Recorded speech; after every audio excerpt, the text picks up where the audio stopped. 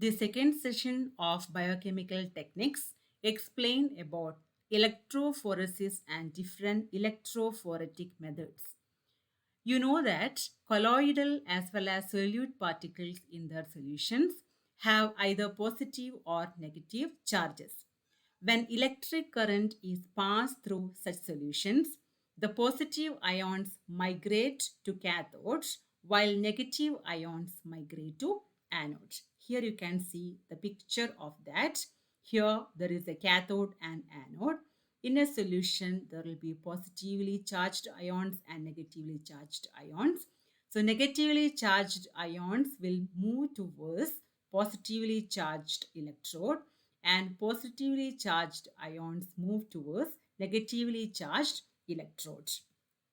Such a phenomenon, which involves the migration of charged ions under the influence of electric field, is called electrophoresis. This type of method used to separate mixtures into components on the basis of electrophoresis is termed as electrophoretic method. The type of method used to separate the mixtures into components on the basis of electrophoresis are termed as electrophoretic methods. The application of electrophoretic method or electrophoresis is it is used to separate the biochemical compounds like amino acid, nucleic acid, vitamins, antibodies, etc. It helps to separate ions from sample solution containing inorganic compounds.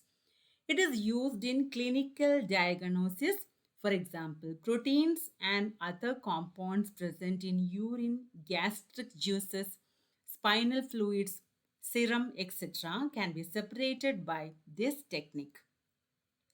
Complexing agents such as EDTA, if used, change the rate as well as direction of movement of ions present in a sample solution. Cellulose acetate electrophoresis is the type of electrophoretic method.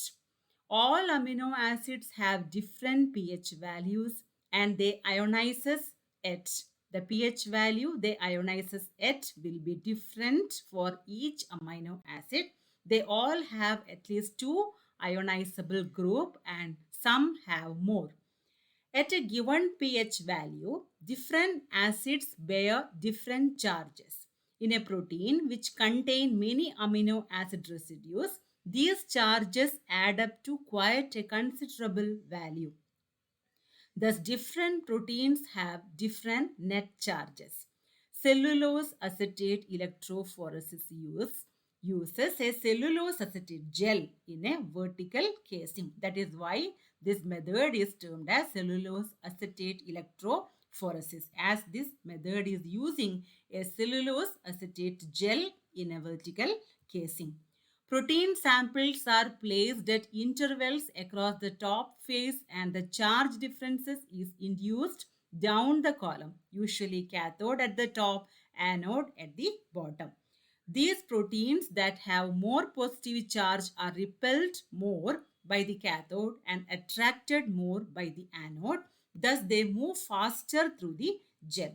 And the technique is distinct from paper electrophoresis, where spots of simple move across the sheet of the sample move across the sheet of paper bearing a charge gradient. The main applications of this cellulose electrophoresis is it can now be used for both analytical and preparative purposes. Preparative applications exploit the speed of cellulose acetate separations, the absence of molecular interaction, and the easy recovery of biologically active substances from the matrix.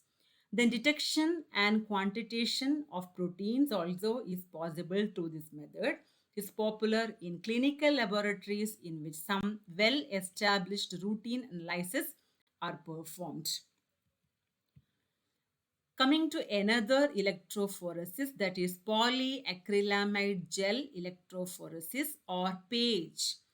It may be defined as an electrophoretic technique that is used to separate charged molecule in an electric field. Page can be defined as an electrophoretic technique that is used to separate charged molecules in an electric field. During the electrophoresis, the proteins move towards the oppositely charged electrode when current is passed. That is, charged part of the protein move towards the oppositely charged electrode when the current is passed. The mobility of the molecule is inversely proportional to its size but directly proportional to its charge. Higher the charge on the protein part, the rate of movement will be more. Factors such as intrinsic properties, buffer concentration, pH, and temperature affect the rate of movement of protein in the electrophoretic system. The separation of proteins by electrophoresis on the basis of their molecular mass is only possible if the proteins are manipulated on the same sign. The size of the protein, however, affect their mobility. Already we have discussed this point. The separation of protein on the basis of their size is hence based on this idea. This is a pictorial representation of a page apparatus where the protein can be separated depending on their charge. The principle involved in this page technology is the protein should have the same charge on them. For this purpose, an anionic detergent SDS, that is sodium dodecyl sulfate, is used to bind the protein. As a result, the protein attains negative charge.